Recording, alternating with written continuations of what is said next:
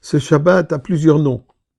Shabbat Chazak, on conclut le deuxième livre de la Torah, le Sefer Shemot, Exode, en lisant les deux parshiyot Vayakel et Pekudei. Shabbat Mevarchim, c'est le Shabbat qu'on bénit le nouveau mois, le mois de Nissan, le mois de miracle. Shabbat HaChodesh, on se souvient, on avait Shabbat Shkalim, Shabbat Zachor, Shabbat Para, maintenant Shabbat HaChodesh, le Shabbat où on lit le commandement de la Torah qui dit que le mois de Nissan est Rishon Hu le Chodesh Hashanah, c'est le premier mois de l'année. Et c'est aussi le 25e jour du mois d'Adar. Qu'est-ce qu'il y a de particulier, le fait que c'est le 25e jour du mois d'Adar? Eh bien, restez avec moi. Je vais partager avec vous quelques faits historiques et comme elles sont pertinentes aujourd'hui. Mais avant cela, bien sûr, disons merci à Kadosh Baruch Hu pour les miracles du mois d'Adar, pour les miracles que nous voyons continuellement. Mizma le soy d'Ori la de Kol Haaretz. Ivdo es Adonai b'simcha bo lefanav birnana. Du k'Adonai Elohim hu asanu v'lo anachnu am b'tzoy marisoy. Bo yishara b'soy lechatzroisa v'sila. Oydo leBaruch Shemoy ki tov Adonai li'olam chasdoi v'yadoi v'odor emunosoy. Mes chers amis, donnons un peu de tzedaka.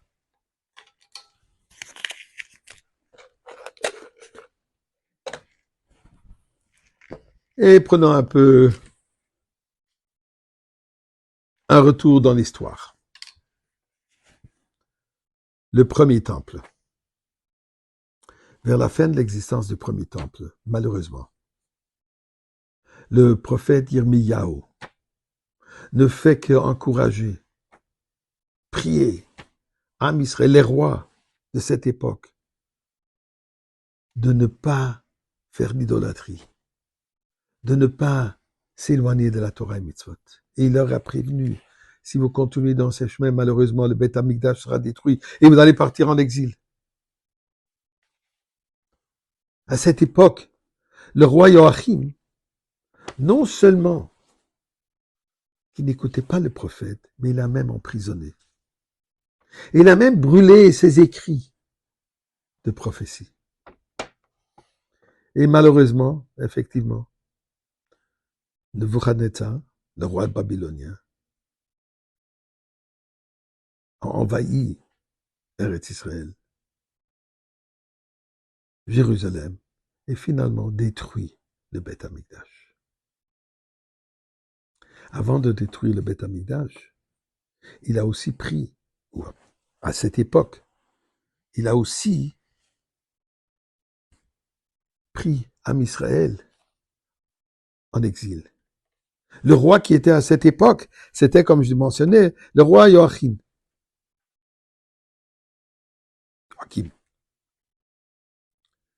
Lui, il est mort en route. Et c'est là où son fils, Yechania, est devenu roi. Mais malheureusement, le fils n'était pas mieux que son père.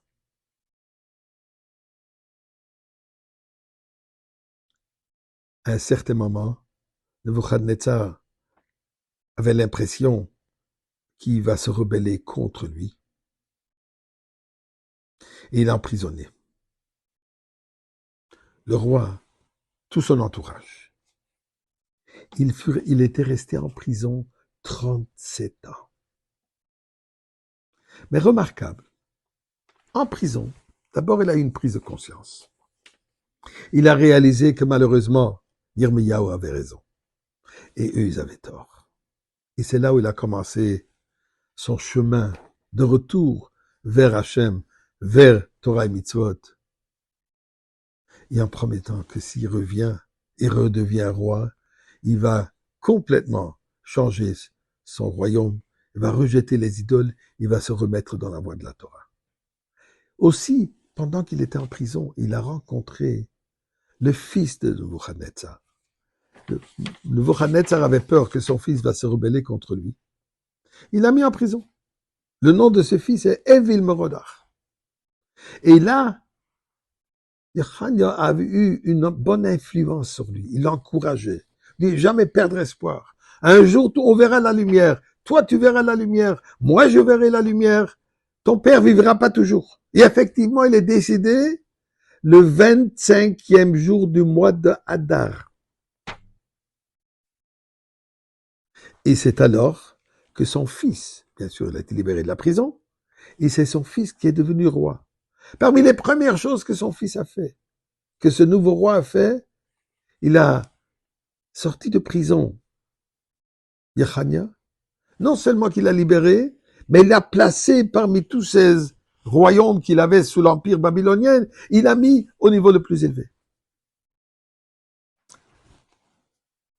1901, la rabbinite Chaya Mushka est née. C'est la rabbinite qui nous a donné le rabbi.